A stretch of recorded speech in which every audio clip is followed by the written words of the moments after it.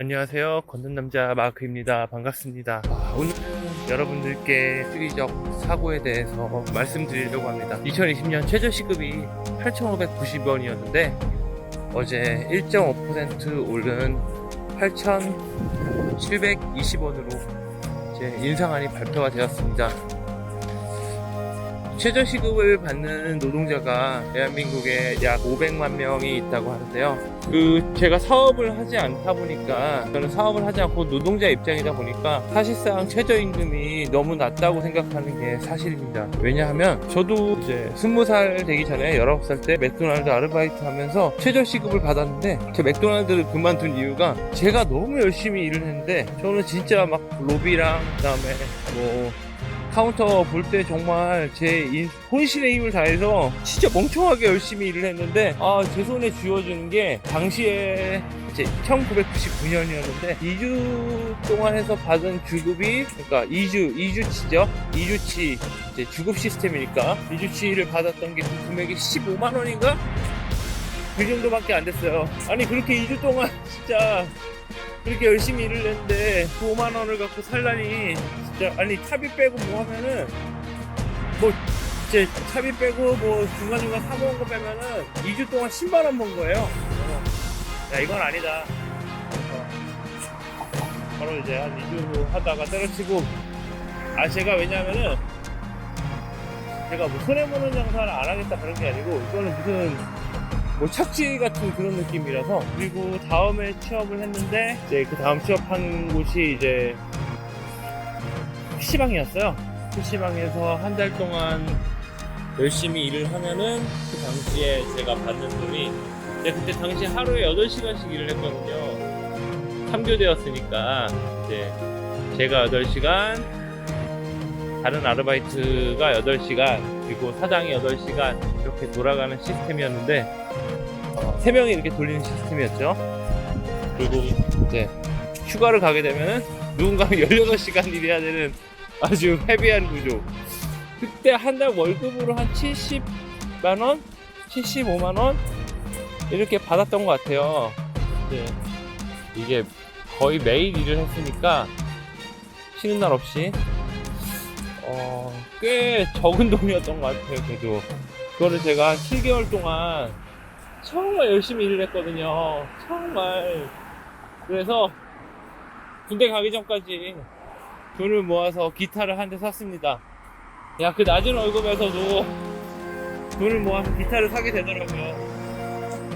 그리고 나서 이제 지금 현재 다니고 있는 직장에 들어왔을 때 최저임금보다 조금 더 받았죠. 88만원 세대라는 어떤 책이 있잖아요. 그거에 나오는 준하는 월급을 받았습니다. 아무튼 근데 제가 오늘 시급주의적 사고를 얘기하려는 이유는 뭐냐면, 우리의 인생과 어떤 소중한 것들이 사실은 시간을 소비해서 얻는 것들이잖아요. 신이 인간에게 준 공평한 것은 유일하게 시간밖에 없다고 저는 생각해요. 왜냐하면은 신체적인 조건이라든지 가정 환경, 재산, 여러 가지 요건들이 다 달라요. 개인마다, 사람마다 다 달라요. 100이면 100, 1000이면 1000. 진짜 같은 사람이 한 명도 없습니다. 근데 정말 절대적으로 주어진 거는 시간. 물론 인간의 수명이 각자 다르기 때문에 그 시간조차도 정말 신이 공평하지 않게 준 거라고 생각할 수 있겠지만, 어쨌든 그거는 랜덤의 영역이기 때문에 고려하지 않도록 하겠습니다.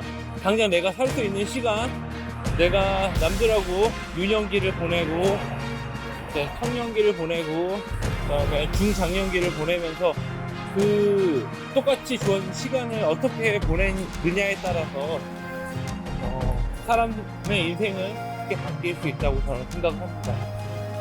근데 사람들은 어떤 행동을 할 때 시급을 고려하지 않는 것 같아요.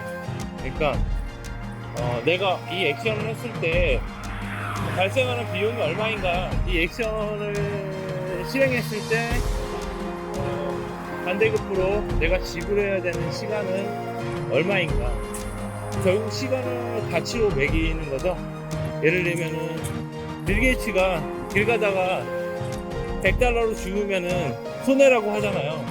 왜냐면은 빌 게이츠는 그 잠깐 동안 허리 숙이는 시간 동안 $100 이상의 가치를 창출하기 때문에 그런 우픈 농담이 있죠. 그리고 우리도 지금 각자 어떤 가치를 매길 수는 없지만 각자 임금을 받고 있습니다.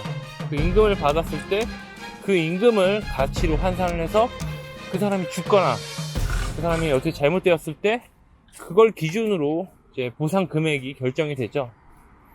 결국에는 슬프지만 내가 현재 받고 있는 급여의 수준이 내 인생의 시급을 결정한다고 할 수 있겠죠. 근데 여기서 중요한 거는 내가 미래의 가치를 위해서 어떤 공부를 하거나 투자를 하는 사람들이 있을 거예요.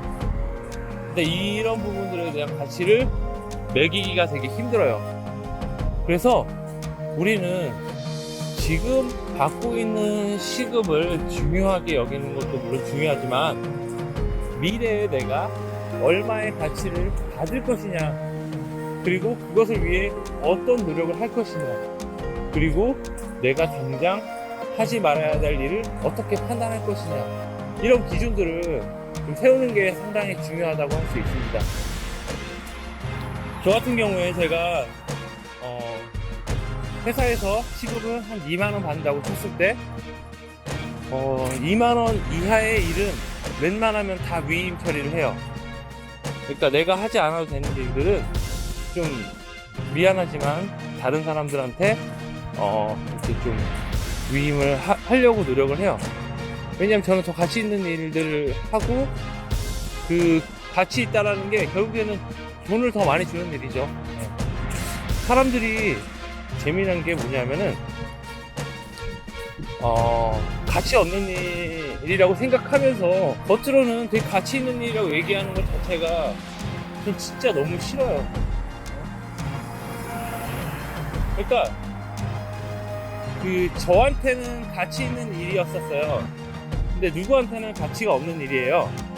근데 그거를 애써 가치 있는 일이라고 자기가 그렇게 생각하지도 않으면서 차라리 뭐 가치가 있네 없네 표현이라도 하지 않았으면 좋겠는데 자기 속 마음에서는 가치가 없는 일이라고 생각하면서 겉으로 뭐 가치 있는 일을 하시네요 막 이런 개소리를 좀 안 했으면 저는 좋겠습니다. 차라리 그게 위안이 되는 게 아니고 그거는 되게 모욕적이에요. 그런 얘기를 들으면 갑자기 또 누가 생각나갖고 화를 냈는데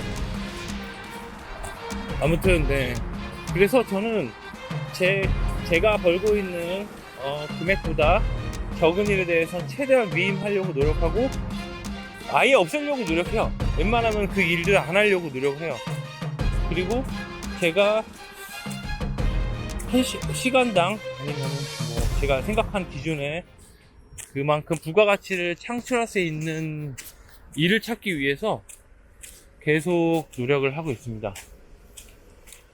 그런 노력을 게을리하게 되면은 결국에는 지금 내가 받고 있는 급여의 시급의 수준에서 또 높아지기는 사실상 힘들다고 봐야죠. 이게 재미난 게 그냥 지금 하는 일을 열심히 한다고 최저시급이 올라가지 않아요. 그게 참 무서운 건데 열심히 하면은 뭔가 성과도 나오고 돈도 많이 벌어야 되잖아요. 근데 예를 들어서 최저시급의 일을 계속 하면서 형편이 나아지길 바라는 거는 정말 불가능에 도전하는 그런 것 같아요. 근데 물론 연세가 많이 드셔갖고 새로운 일을 하기가 어렵거나 아니면 환경적으로 그렇게 불가능한 분들도 계시긴 한데 이제 그렇지 않은 사람들 뭐 저처럼 뭐 이제 30, 40대에 있는 사람들은 충분히 할 수 있거든요. 부가가치를 만드는 일을. 제가 최근에 어떤 책을 읽지 못했는데 어떤 저자 인터뷰를 했는데 그분이 이제 임계장이라는 책을 냈습니다. 아무튼 그분이 이제 비정규직들의 서름을 이제 어떤 자기만의 글씨로 이제 표현한 책이었는데 되게 공감이 많이 됐어요. 내용이, 스토리가. 온갖 갑질을 당하면서 진짜 그거에 대해서 아무 소리를 내지 못하는 그분들의 현실을 비판한 내용이라고 알고 있습니다. 근데 그분은 훌륭하신 게 뭐냐면은 단순히 그 일을 이제 문제라고만 생각하고 넘기는 사람이 있는 반면에 솔루션을 제공하는 분들이 있어요. 그분은 결국에 지금은 이제 저자가 되셔서 경비 노동 뭐 그런 일들을 하다가 저자 타이틀 하나 더 붙였죠. 왜냐면은 수입이 인세나 뭐 강연으로 인한 그런 것들이 추가적으로 이제 수입이 발생을 하죠. 부가가치를 계속 만들어내는 게 저는 되게 중요하다고 봅니다. 그리고 뭐 블로그라든지 유튜브를 또 열심히 하면은 또 거기에 따른 부수입들이 있어요. 근데 사람들은 이제 귀찮다는 이유로, 뭐 힘들다는 이유로, 바쁘다는 이유로 그런 것들을 잘 안 하게 됩니다. 그게 좀 안타까운 부분이에요. 그러니까 내 최저시급을 받는다는 신세한탄을 하기보다는 좀 더 가치 있는 일들을 만들기 위해서 노력을 계속 해야 되는데 그러지 못하는 것 같아요. 그래서 저는 최근에 직장생활이 더 힘든 이유가 뭐였냐면 제가 노력하고 제가 헌신하고 있는 것보다 받는 금액이 적다라고 생각이 좀 들었어요. 근데 그거를 어떤 다른 쪽으로 보상을 받을 수도 있거든요. 예를 들면은 인정이라든지 그리고 더 올라갈 수 있는 기회라든지.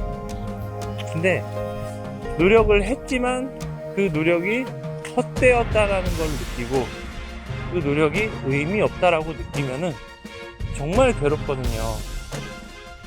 그것들이 쌓이고 쌓이면은 어느 순간 폭발할 수밖에 없는 그런 것이 사실이죠.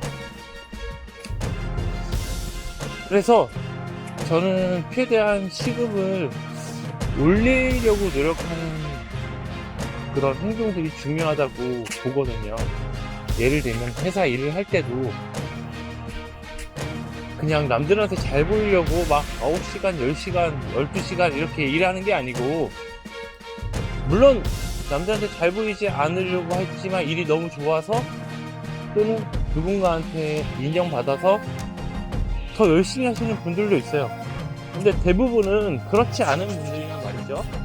그러면은 어쩔 수 없이 8시간 막 꾸역꾸역 근무하는데 막 더 근무하려고 하고 막 더 이렇게 시간을 낭비하시는 분들은 좀 타이트하게 8시간 안에 어떻게든 일을 끝내려고 노력을 하면서 8시간에 이제 회사에서 최선을 다하고 그 시간은 변하지가 않으니까, 그러면은 퇴근 후에 내가 블로그에 글을 꾸준히 올린다든지 유튜브 컨텐츠를 만든다든지 아니면은 그것 말고 자기가 부를 창출할 수 있는 그런 다양한 활동들을 찾아서 그거를 최대한 이제 키워서 수입을 다각화하지 않으면은 그냥 최저시급, 자기가 받고 있는 시급을 받으면서 살 수밖에 없어요.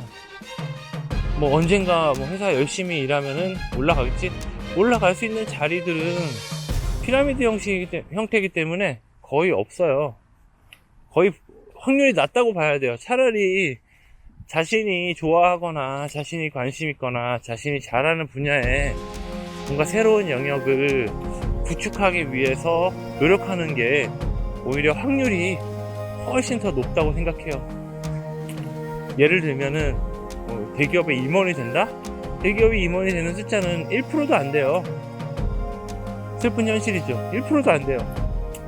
그러면은 1000명이 들어오면은 10명밖에 안 된다는 얘기예요. 100명 중에 1등인 거죠. 그러니까 내가 100명 중에 1등이 될 수 있냐? 가능하냐? 그걸 한번 생각해 보시면 좋겠어요. 100명 중에 1등이 될 수 있느냐? 저는 그 100명 중에 1등이 되는 것보다 내가 차라리 단돈 10만원, 20만원이라도 더 벌 수 있는 그런 일을 찾아보면 좋겠습니다. 제가 찾은 거는 사실 투잡보다 투자거든요. 저희 회사는 투잡이 금지되어 있기 때문에 할 수가 없습니다. 제가 어떤 다른 사업을 해보고 싶어도 이 겸업이 금지되어 있기 때문에 할 수가 없어요. 그렇다고 해서 몰래 하고 싶지도 않아요. 몰래 했다가 걸리면 저만 마음이 불안하고 불편하고, 그래서 그럼 내가 합법적으로, 그리고 내가 회사에 피해를 안 주고 돈을 벌 수 있는 게 뭘까? 과연 내가 지금의 어떤 상황을 타개할 수 있는 방법이 뭘까? 라고 고민하다가 선택한 게 바로 투자입니다. 투자에는 부동산 투자도 있고, 주식 투자도 있고, 채권 투자도 있고, 뭐 기타 등등 다양한 투자 방법이 있는데, 이제 자신한테 맞는 방법을 찾아서 투자를 하시면은 부와 인생에 큰 도움이 될 수 있을 거라고 생각합니다.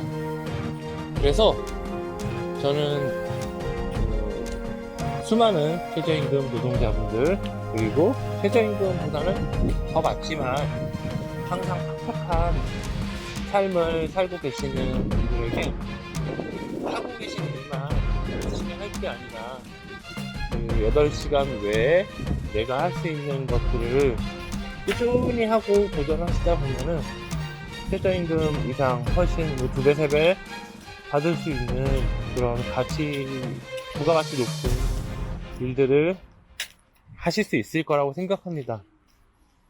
저 같은 경우에는 끊임없이 그런 부분에 도전해 왔기 때문에 뭐 부동산 투자에 대해서도 나름대로 지금 저희가 예상했던 것보다 많은 수익을 올리고 있고, 주식 투자에서도 제가 예상했던 기간보다 훨씬 단기간에 원하는 수익률에 도달을 했고요. 그리고 블로그도 제가 글을 매일매일 쓰지는 못했어요. 근데 일주일에 2-3편씩 꾸준히 올렸더니 저한테 기고 제안이 들어왔어요. 그래서 이제 그 기고 제안을 받아들여서 돈을 받고 글을 쓸 수도 있을 것 같습니다. 네, 그래서 조만간에 이제 그 기고가 만약에 성사가 되면은 다른 원고에 대한 요청도 계속 있을 것 같아요. 그래서 저는 글쓰기를 통해서도 돈을 벌 수 있다라는 생각이 들었고, 이게 꾸준히 사실 제가 그 글을 잘 쓰고 싶고 원고를 계속 만들어내고 싶고 했던 생각은 24살, 25살 때부터 했어요. 사실 한 15년 정도 됐는데, 그런데 결국 내가 글을 어떤 본격적으로 쓰기 시작한 거는 올해 초예요. 이게 의지만으로는 절대 안 되는 것 같아요. 정말 의지만으로는 안 되고 그 사람을 도와주는 멘토가 반드시 있어야 됩니다. 저에게도 정말 감사한 선배님이 한 분 계신데, 그분이 제가 글 쓰는 부분에 대한 코칭, 그리고 방법, 그리고 글을 어떻게 쓰는지 노하우, 이런 것들을 정말 그냥 가감없이 다 가르쳐 주셨어요. 순수한 마음으로. 그리고 저는 그것을 받고 100% 다 흡수하진 못했지만 최대한 제가 할 수 있는 만큼 그 부분을 맞춰보려고 많이 노력을 했습니다.